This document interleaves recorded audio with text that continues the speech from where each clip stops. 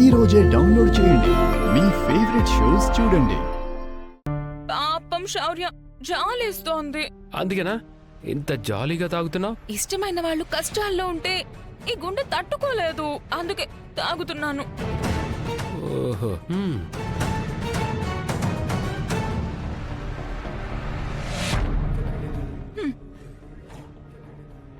ఇప్పుడు శౌర్య స్టేషన్లో ఊచల్లెక్క పెడుతున్నాడు. రామ మొగుణ్ణి కాపాడుకోవడానికి చెట్టు పుట్ట పట్టుకుని తిరుగుతుంది. సింగిల్ షాట్ లో డబుల్ గోల్స్ పడ్డావంటే ఇదే కదా. అంతే కదా, హాకీలో ఓడిపోయినా ఇక్కడ గెలిచావు, ఇక నీకు తిరిగే లేదు. Asmitha always a winner. నాతో పెట్టుకున్న వాళ్ళందరూ లూజర్సే.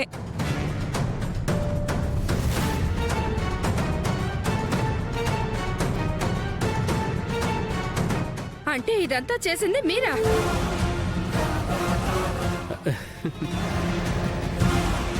మమ్మీ నువ్వు కమ్ము. Welcome welcome aunty.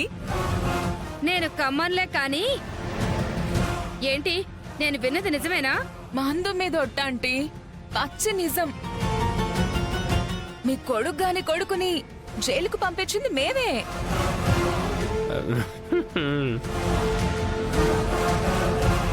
ఏంటి అలా షాక్ అయ్యారు?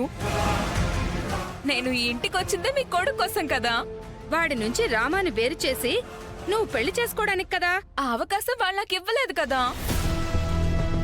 అందుకే దాని బతుక్కి సమాధి కట్టాలని నిర్ణయించుకున్నాను. సలీంని సమాధి చేస్తే అనార్కలి కుళ్ళి కుళ్ళి ఏడ్చి చచ్చింది కదా. వాళ్ళు మా అమ్మకి పెద్దగా పరిచయం లేదులే, నువ్వు పాయింట్కి రా.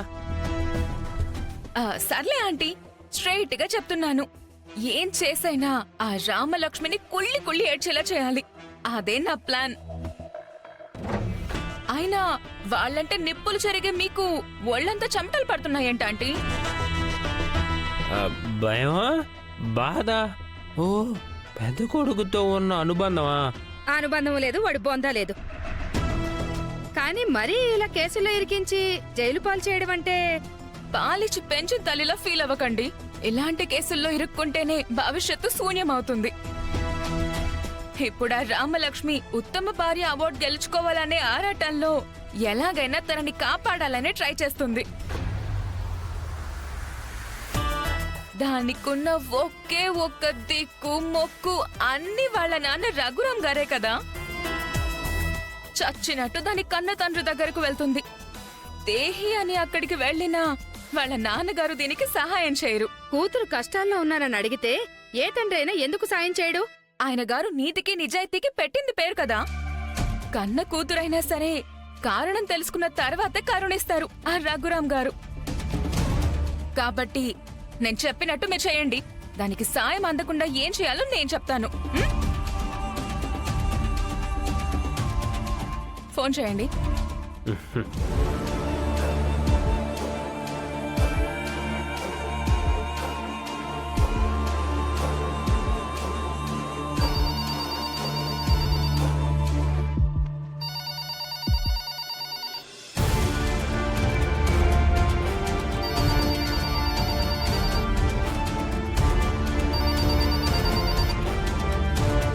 హలో, ఎవరు? హలో వదిన గారు, నేను ప్రమీళని మాట్లాడుతున్నాను. ప్రమీళ గారు బాగున్నారా అండి? అన్నయ్య గారికి ఒకసారి ఫోన్ ఇవ్వండి. ఏమైంది ప్రమీళ గారు? చెప్తాను, ముందు అన్నయ్య గారికి ఫోన్ ఇవ్వండి. ఏమండి?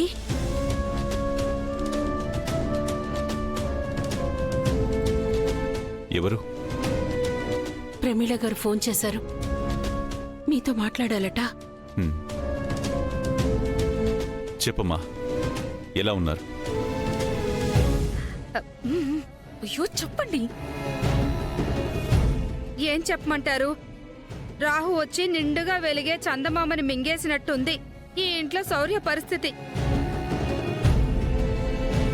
కాస్త వివరంగా చెప్పమ్మా, అసలేం జరిగింది? అంటే చుట్టుపక్కల ఊళ్ళలో విషయాలన్నీ తెలుసుకునే మీకు ఈ విషయం తెలియలేదా? ఏ విషయం? నా కొడుకు శౌర్యాని పోలీసులు అరెస్ట్ చేశారు.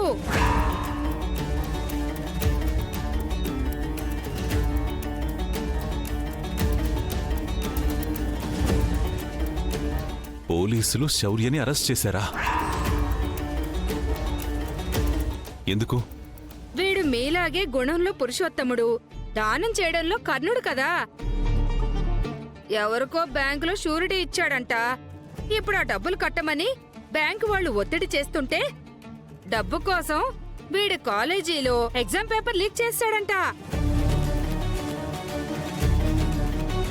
వాడు చేసిన ఆ బుద్ధి తక్కువ పని వల్ల కాలేజీలో ఒక పిల్లాడు ఆత్మహత్య ప్రయత్నం చేసి చావు బతుకుల్లో ఉన్నాడు.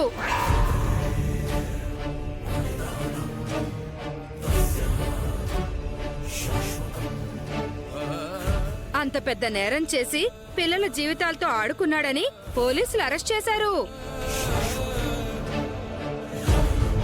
ఇందాకే ఇంటికొచ్చి అరెస్ట్ చేసి తీసుకెళ్లిపోయారు. చుట్టుపక్కలోళ్ళంతా వీడు చేసిన పనికి మా ఇంటి మీద దుమ్మెత్తి పోస్తున్నారు. అది తప్పు అని శౌర్య తెలుసుకోకపోవడం ఆశ్చర్యంగా ఉంది. తను అలాంటి పనులు చేసేవాడు కాదు కదా. కాలం కాటు వేస్తే జీవితం ఇలాగే మట్టు కొట్టుకుపోతుందేమో. ఏ ముహూర్తాన మీ కూతుర్ని చేసుకున్నామో మాలాంటి మంచి వాళ్ళకి ఇలాంటి గతి పట్టింది.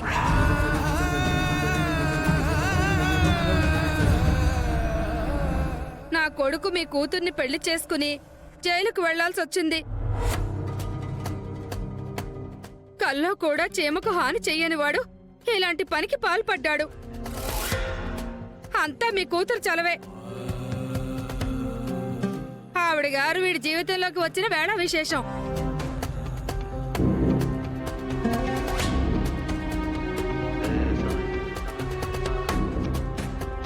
ఉన్న వాస్తవం చెప్తున్నాను. మీ కూతుర్ని అంటున్నానని తప్పుగా అనుకోకండి. రామలక్ష్మి ఎక్కడుంది? ఇంకెక్కడుంటుంది? పోలీసులు వాణ్ణి పట్టుకెళ్లారుగా. ఇది వాళ్ళ వెనకే వెళ్ళింది. వాణ్ణి విడిపించడానికి మీ దగ్గరకు వచ్చినా రావచ్చేమో, మాకేం తెలుసు. వాడు చేసింది తప్పని తెలిసినా మీ అల్లుడేగా. కాసేపు మీరు నమ్మిన సిద్ధాంతాల్ని పక్కన పెట్టి డబ్బిచ్చి వాళ్ళని ఆదుకోండి. ఆ లాస్ట్ డైలాగ్ నేను చెప్పలేదు కదా. కూరంతా వండాక చివర్లో కొత్తిమీర వేయకపోతే రుచించదు. అందుకే నా స్టైల్లో ఒక డైలాగ్ వదిలే.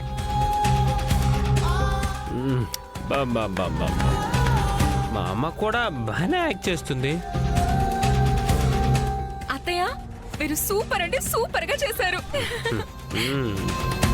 ఏమండి,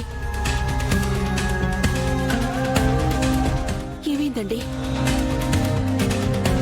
పోలీసులు శౌర్యని అరెస్ట్ చేశారట.